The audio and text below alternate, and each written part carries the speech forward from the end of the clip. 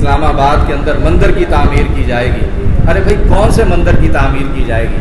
14 صدیوں کی پوری تاریخ اسلام کی یہ بتاتی ہے کہ جہاں جہاں اسلام گیا ہے ہم اس تحفظ کے ذمہ دار ہیں۔ بحیثیت کلمہ پڑھتے ہوئے آقا دو جہاں نے یہ ہمیں تعلیمات دی ہیں کہ اگر غیر مسلم کمیونٹی ہمارے زیر اثر ہے، ان کی عبادت گاہوں کی حفاظت ہمارے ذمہ ہے، ان کے جان اور مال کے تحفظ کے ہم ذمہ دار ہیں۔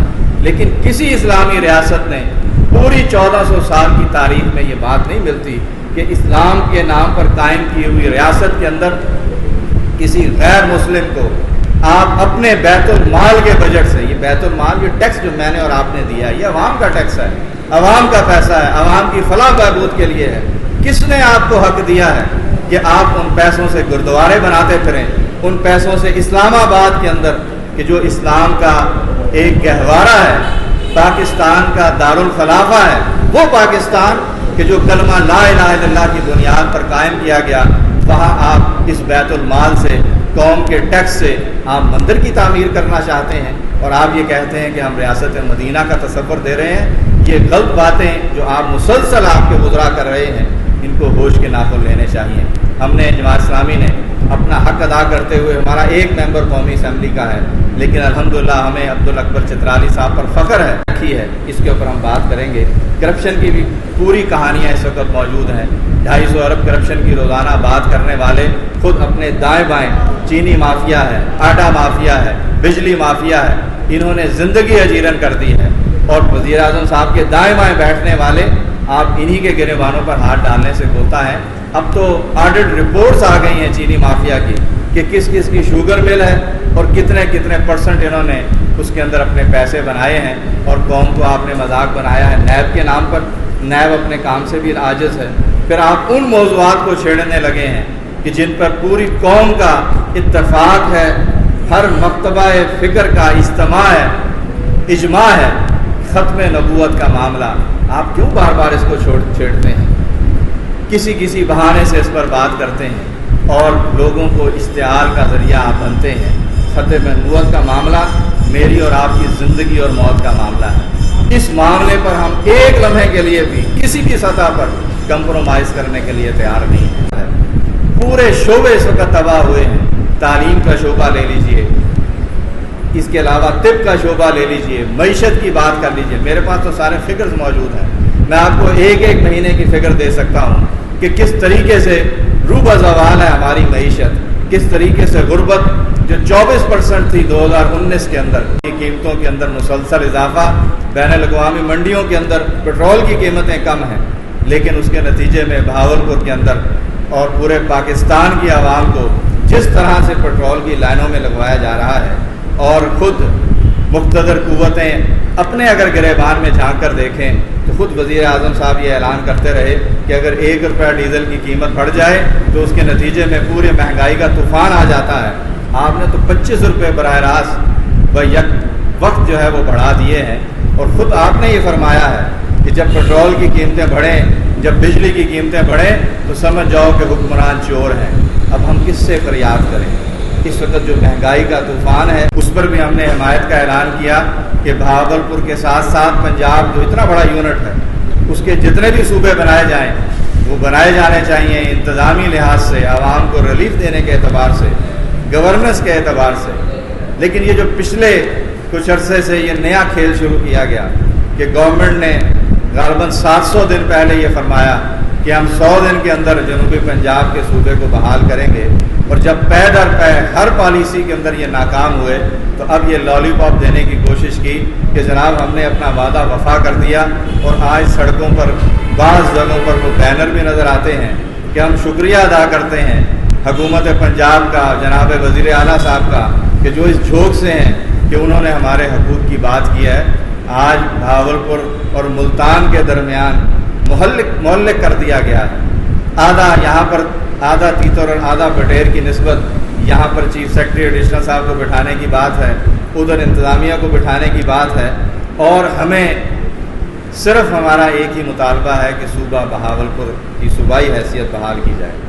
ابھی صوبہ بحال نہیں ہوا، لیکن جو پے در پے پچھلی حکومتوں کا تسلسل ہے اور اسی حکومت نے اس کو بھی اختیار کیا ہے. موٹر وے سے بہاولپور کو نکال دیا گیا. بہاولپور کے اندر اسپیڈ و سروس کو یہاں کے وزیر اعلیٰ صاحب اٹھا کر اپنے علاقے کے اندر لے کر گئے.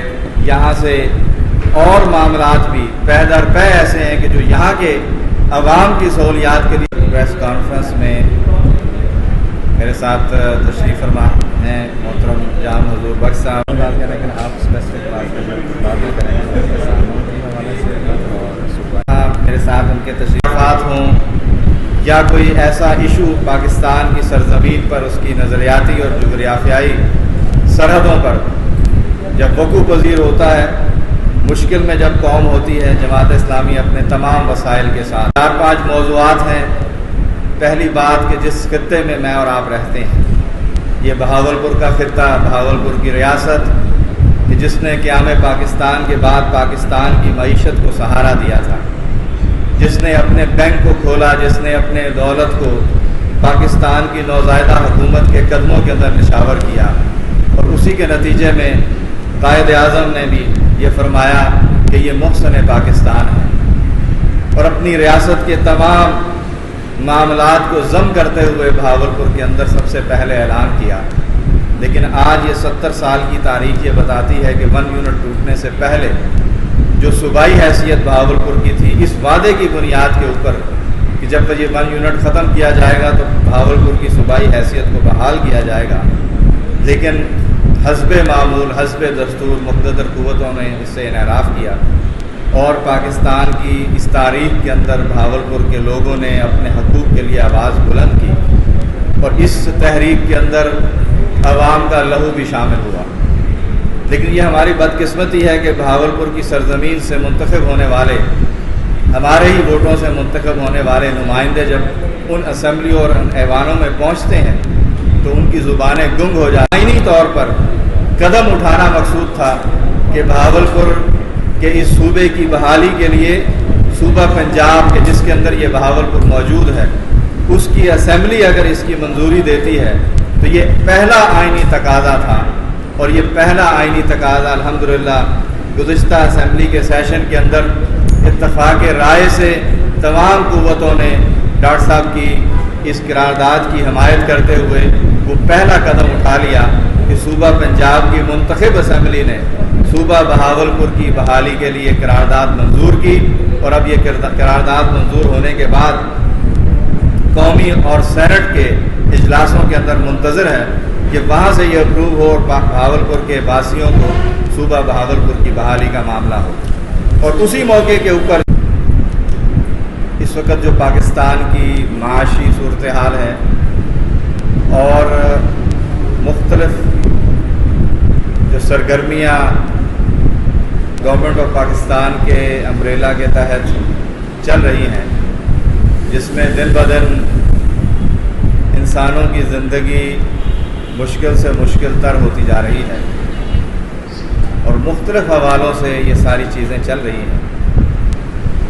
امیر جماعت اسلامی محترم سینیٹر سراج الحق صاحب نے بھی گزشتہ دنوں پریس بریفنگ کے اندر اس بات کا اعادہ کیا تھا کہ پاکستان کی عوام جو اس وقت اس پاکستان کے گزشتہ پورے دور کے اندر ایک مشکل ترین مرحلے سے گزر رہی، جس میں رب رحمان کی طرف سے بھی گرفت ہے، کرونا وائرس کے نتیجے میں، فصلوں میں ٹڈی دل کے نتیجے میں، اور بالعموم پوری قوم کو اور حکمرانوں کو اللہ سے رجوع کرنے کی ضرورت ہے، توبہ و استغفار کرنے کی ضرورت ہے. اسی میں عوام کی بربادی ہو جاتی ہے.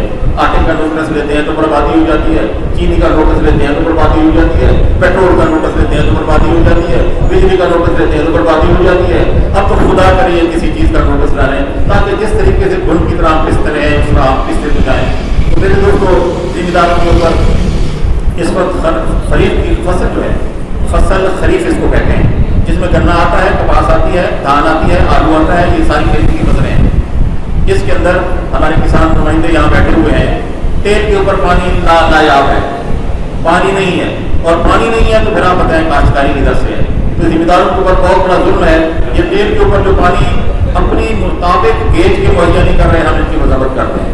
اور اس کے ذمہ دار بھی وہی بیٹھے ہوئے ہیں جو سیاستدان اسمبلیوں میں بیٹھے ہوئے ہیں، جو حکومت کے اعلیٰ عہدوں پر بیٹھے ہوئے ہیں. ان کے موتوں کے سائز، ان کے جو پانی کی مقدار ہے اس کا سائز جو ہے وہ سامنے اللہ اعلان انہوں نے اپنی مرضی سے بڑھایا ہوا ہے. جتنا بڑھا دیں وہ بڑھا لیں، ان کو کوئی پوچھنے والا نہیں ہے. تو وہ بھی غریبوں کا پانی پی رہے ہیں جن کی وجہ سے ہماری فصلات جو ہے وہ نہیں ہو رہی ہیں. اس کے علاوہ پورے چولستان کے اندر قبضہ مافیا ہے، اور اگر یہ بتاتا چلوں تو پھر دل دکھتا ہے. اور میں کیا کہوں کہ جب ملک کے رکھوالے ہی، جب اس ملک کے سب چیزوں کی رکھوالی کرنے والے ہی وہ ملک کے چیزوں کے چوری میں لگ جائیں تو پھر کیا ہوگا. اس وقت جو حالات ہوئے چولستان کے اندر لاکھوں ایکڑ رقبہ قبضہ کر لیا گیا ہے. اگر آپ کوئی ٹیم بنائیں، یہاں بیٹھے ہوئے ہیں چولستان کے ساتھ بیٹھے ہوئے ہیں، ہماری سے 1400 روپے منگل لوٹ لینے کے بعد انسانیت کے اور ڈٹے کے زور کے اوپر ہمارے سے 1400 روپے منگل لوٹ لی ہے. آج ان کی ریٹ کدھر گئی ہے؟ 1800 اور 1900 روپے بک رہی ہے. آج ان کا قانون کدھر گیا ہے؟ آج وہ کیوں نہیں وہ ایسا کرتے جیسے آپ کسانوں سے انہوں نے گندم چھین لی ہے، پیدا کرنے والوں سے، اس جنس کو پیدا کرنے والوں سے 1400 چھینا ہے. تو آج ان کا قانون کدھر ہے کہ 1800 1900 روپے بک رہی ہے. یہاں بیٹھے ہوئے سب لوگ جانتے ہیں کہ آٹا کیسے ان کو نایاب ہے. آج ان کو پتا ہے کہ تندور پر روٹی کیسے مل رہی ہے. یہ ایک مہینے کے اندر ہو کیا گیا ہے؟ ابھی تو کسانوں سے 1400 روپے میں گندم لی ہے اور ایک مہینے کے اندر یہ جمع کر کے گئی ہے. اس کا ذمہ دار کون ہے؟ ہم حکومت کے ان اقدامات کی پرزور مذمت کرتے ہیں، حکومتی اقدام کی پرزور مذمت کرتے ہیں اور ان سے یہ کہتے ہیں کہ اگر یہ ریٹ قائم کرنی ہے تو پھر یہ ریٹ سب کے لیے قائم کرو. اور جو جس طرح کسان کو کچلنے کی پالیسی تم نے اختیار کر رکھی ہے یہ اب ایسا نہیں چلے گا. یہ جو چینی مافیا بیٹھا ہے اب جا کے انگلینڈ جا کر بیٹھ گیا ہے، کس نے بھیجا ہے؟ کیسے بھیجا ہے؟ کدھر گئے؟ وہ 25 تاریخ جو ہم سنتے آ رہے تھے کہ 25 تاریخ کو بہت بڑا زلزلہ آ جائے گا. آپ میڈیا کے لوگ آپ کو بتائیں 25 تاریخ 25 وہ بھائی 25 تاریخ گئی، 25 کے بعد اور 25 گئی. اس وقت صورت حال یہ ہے، یہ بتایا جا رہا ہے کہ بہاولپور کے 3 اضلاع ہیں اور یہ کیسی باتیں کرتے ہیں کہ ہم 3 اضلاع کے اندر ایک صوبہ بنا دیں. آپ سب لوگ یہاں بیٹھے ہوئے ہیں اور سب کہ یہ 3 ضلعوں کے اوپر صوبہ کیا ہوگا؟ ارے بھائی صوبہ کا موازنہ کسی ملک کے ساتھ کیا ہے؟ اس کی حیثیت تو ایک ملک کی تھی، ایک ریاست کی تھی جس کی سب چیزیں اپنی تھیں. اور پھر ایسی ریاست تھی جو ساری کی ساری بجٹ کے لحاظ سے سرپرست تھی. اور سینکڑوں سالوں کے بعد بھی جب پاکستان معاہدے جب وجود میں آیا تو ان کی رگوں میں اسلام کا خون دوڑتا تھا. اور پھر اس ملک کے پاکستان کے ساتھ شامل ہوئی جس کی جھولی کے اندر 1 روپیہ شامل نہیں تھا. پانی کا حق مانگتے ہیں تم سندھ کو 8.5 کیوسک فی 1000 ایکڑ پانی دے رہے ہو. تم اپر پنجاب کو 11.5 کیوسک پانی سندھ کو دے رہے ہو. 8.5 کیوسک پانی آپ پنجاب کو دے رہے ہو اور ہمیں 3.5 کیوسک پانی دے رہے ہو. تمہیں جب بھی کسی کو زمین دینی ہوتی ہے، جس کسی کو زمین تفویض کرنی ہوتی ہے، وہ ساری کی ساری چولستان کے علاوہ آپ کے پاس کہیں نہیں ہے. میں یہ کہتا ہوں ہم اپنی زمینوں کے لیے جدوجہد کر رہے ہیں، ہم اپنی اولادوں کے مستقبل کے لیے اور ان کے ملازموں کے لیے جدوجہد کر رہے ہیں اور ہم اپنا حق مانگتے ہیں جو ہمارا صوبے کا حق ہے جو ہمیں ہے. آج سب سے پہلے بہاولپور اس وجہ سے ابھی اٹھا کے دیکھ لیں، گندم کی فصل اٹھا کے دیکھ لیں، بہاولپور وہ پہلا ضلع ہے وہ پورے پنجاب میں پہلے نمبر پر آیا ہے پروکیورمنٹ کے حساب سے. پہلے نمبر پہ پروکیورمنٹ کے حساب سے آیا ہے.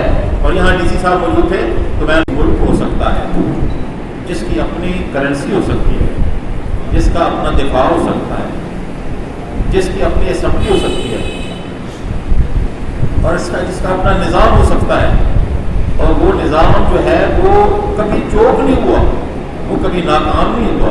وہ 50 سال کا نظام نہیں رہا ہے، وہ 100 سال کا نظام نہیں رہا ہے، وہ 2 صدیوں کا نہیں ہے. وہ صدیوں کے اوپر ایک محیط نظام رہا ہے. اور اس مملکت خدا داد بہاولپور جس کا نام تھا مملکت